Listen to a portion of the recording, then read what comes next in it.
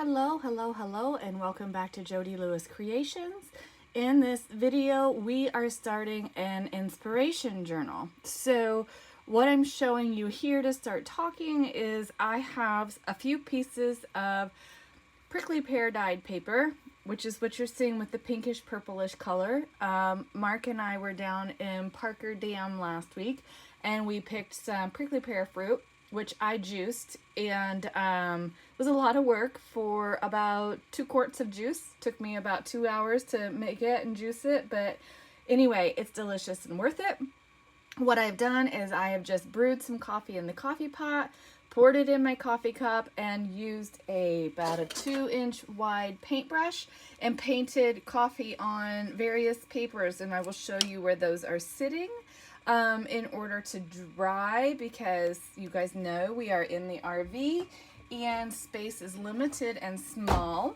And if you've been following me at all, you know that, when I'm at home, I will take over the dining room table to use my plastic placemats or doilies to get designs and stuff. I don't have that with me, so I'm just gonna have to be happy with whatever result I get. Then let's walk across here. Try not to make you sick. On this buffet here, excuse me, I've got some more just regular paper and music paper laid on newsprint. I'm kind of hoping that the newsprint will transfer a little bit because of the theme of this journal that I'm going to be working on. And then we'll go up front here, just take you for a short walk, and I have commandeered the dash of the RV. So it is about 9:20 in the morning, so the sun is a little crazy, but I am anticipating that the sun is going to help bake my papers dry when I leave for a little bit. Let's come over here where the light will be a little bit better. Now, on these papers here, I don't know which way to hold this, so you guys are probably going to scold me when this gets posted and edited. Oh, sorry. Okay. You'll see here, there's like green and like the reddish color. This is aged mahogany distress oxide, and this is forest moss distressed oxide. And I really got some crazy colors. I was trying to be bold with dyeing some paper the other day, and it was just, this is 32-pound paper that I used. And anyway, so we were still at our son's house the other day, and it was nice in the afternoon, so I just got my oxides out and I did the smush, spray it with water method, and then dipped my paper in it. So I really got some crazy colors, and it was really bright. And on the color wheel, red and green make brown. So I kind of anticipated a little more brown that I was kind of doing on purpose, because the paper pad has pinks, reds, greens, browns, blacks. So I was kind of hoping that some of this would run together and make mud, but then I didn't want to add vintage photo or what's the other brown that I love? Ground espresso. Because I was afraid it was going to make it too dark. And then we'll just come over here again really quickly, and I will show you the paper pad that I'm using. Yes, I have a mess. I'm all over the floor here. Oops, wrong bag. Where's my bag? Mark is like, are you going to clean this up? And I'm like, yeah, at some point. Hopefully it won't be too loud. But anyway, it's the Muse is the paper pad. And it's a Ciao Bella paper pad. And I've had this for a while. I got it from ASC Supplies on Etsy a while ago. And I don't know if she still has the pad or not in her shop, but you can certainly look. Crystal always has beautiful things in her shop. Her shop gets me in trouble. All right, so hopefully the glare is not too bad, and you can see those colors in that. So having said that, this is going to be a brown paper bag journal. I have my brown bag here, and I have some dimensions kind of sketched out, what I think the size of this journal is going to be. Also, I changed gears with what I was going to do to the cover. Look at this beautiful vellum I got at Hobby Lobby the other day. Thank you, Miss Dina, for showing it to me. And I have this fabric that I got, which is really kind of cool. And I think the colors are going to be perfect. So what's going to happen is I'm going to cut this bag down to, I said 9 by 14. That allows for the 8.5 inch tall paper, and 5.5 because I'm just going to fold the paper in half. And then I thought a 2-inch spine with the theme of this is going to be more for like an inspiration kind of thing, where you can write any quotes, Bible verses, song lyrics, anything that just kind of speak to you and really make you feel good, or they just speak to you in some way. I've got some stuff going on in my life, and I think this would be a really positive way to help me kind of heal through it in working on this journal. It's not the theme I had intended to work on next, but this is the theme that's speaking to me, so it's what I'm going to do. So what I'm going to do is I'm going to cut the paper bag down. I'm just going to use my Liquitex matte medium, the liquid, and I'm going to glue the fabric to the outside of this and let that dry. I have to ride my bike over to my mother-in-law's for lunch today because my husband is working on a paint job that he picked up. And so I'm going to cut this down, get it glued on.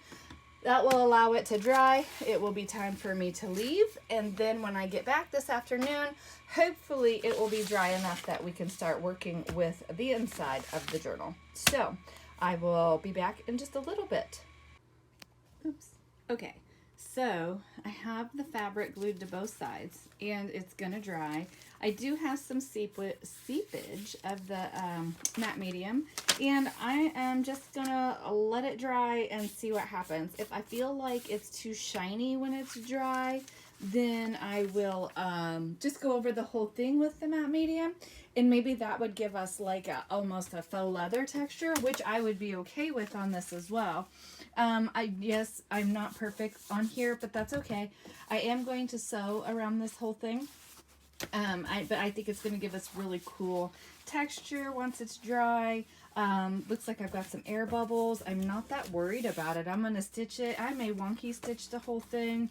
I don't really know yet how I'm going to do it. I'm just going to go with whatever feels good as I do this, as I finish it. So I have to get myself ready, get my hoodie on, get on my bike, my backpack packed to go to Mom's and have lunch and visit for a little bit. We haven't seen her in about a week or week and a half, whatever. And so yeah, that'll be fun. And then when I get back, this will be all stitched. We'll go through the paper that has dried. Sorry, I know I'm holding the camera obviously with my hand and not doing a very good job at being steady. I apologize. So what we'll do though when I get back is I will stitch around this, get my signatures put together, figure out how I'm going to sew them in, and then that will be the end of this video. I am trying to keep them a little short. When I uploaded the final flip through video of the Christmas swap journal, it did take a long time for that to upload at my mother-in-law's, so it's really a learning thing for me with the different internets and how they either upload really quickly like at our son's house or super slow at Mom's house. So I guess my internet at home is kind of in the middle. So that's kind of an interesting thing to learn in this process. So not that you maybe wanted to know that, but I'm sharing anyway. Okay guys, I'll see you in a little bit. Okay, so it is 2 days later and I haven't had time to really work on this. The glue did come through. So I took my sanding block and sanded this and really, really distressed it. Oops, let's go this way. That'll probably be better for you. But anyway, I really distressed it, but it still didn't get the glue off. So what I think I'm going to do is mix some creams and browns and black and just kind of do a light covering of paint over this. It's going to do a couple things. It's going to help hide the glue blemish. It's going to really bring out where I sanded and distressed it. Hopefully you can see those distress marks. And just give us some dimension. I don't know if this is going to work. I'm assuming it will. And the thing is that I'm okay if it doesn't. It's paper and a little bit of fabric. If it doesn't work as a cover, I can still cut it down and use it as tags or whatever. So I'm not super worried about it. I don't know how much of the process I will show. I'm going to go outside and set up a table so I don't have the paint mess in here. And then if I feel like splattering, I can. Not a big deal. I have it opened up so that I can kind of evenly do the front and the back. Then once it's all dry, of course I'm going to sew around the whole thing. But I just wanted to share this with you, and then I'm ready to move on because I'm kind of stuck to work on anything else until I get this kind of in the process. So I'll be back. So I'm gonna try to share this. It's super bright outside. The sun is very bright and shadows are definitely an issue. So I'm gonna do the best. The angle of the camera is kind of wonky, so hopefully you'll get the gist of it. I have a piece of parchment paper here that I'm gonna use to put my paints and stuff down on. In my bucket here, I have some gold metallic medium. It's new. I have not used it before.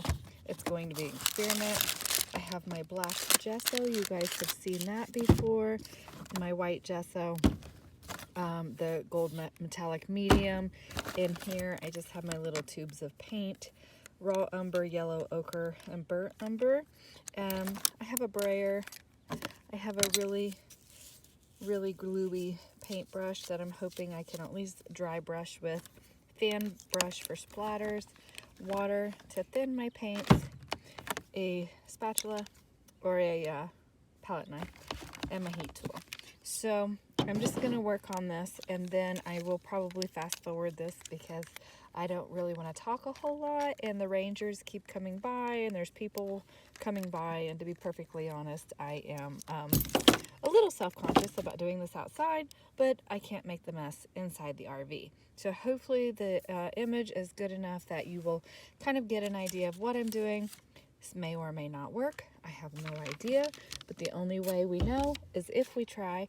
And again, if it gets all messed up, I'll cut it into tags and use it in a different way. I do have another brown paper bag, and I do have more fabric. So I can do it and do it differently where the glue won't seep through. But let's see if we can overcome this challenge, use it as a learning opportunity, and see what we come up with.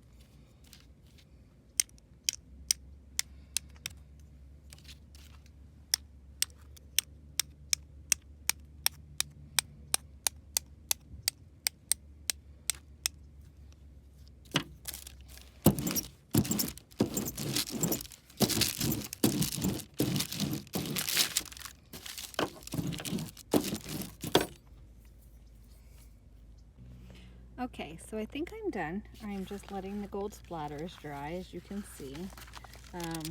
Hopefully that's showing up. I know it's really, really bright.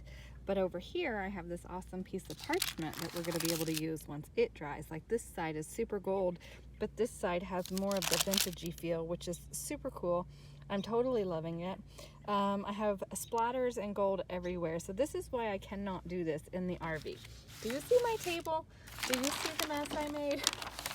So I have to get that all cleaned up. I'm going to allow this to dry. It shouldn't take long because it's pretty warm. The sun's pretty intense. I mean, I have some spaces here, like there's white showing there. The black splatters soaked in and kind of got lost. So I went with the gold. I didn't really want white splatters because that's not really, I don't think that'll really match this journal very well. But that's okay. We're still going to do it. So then once this dries, I'm going to fold it in half.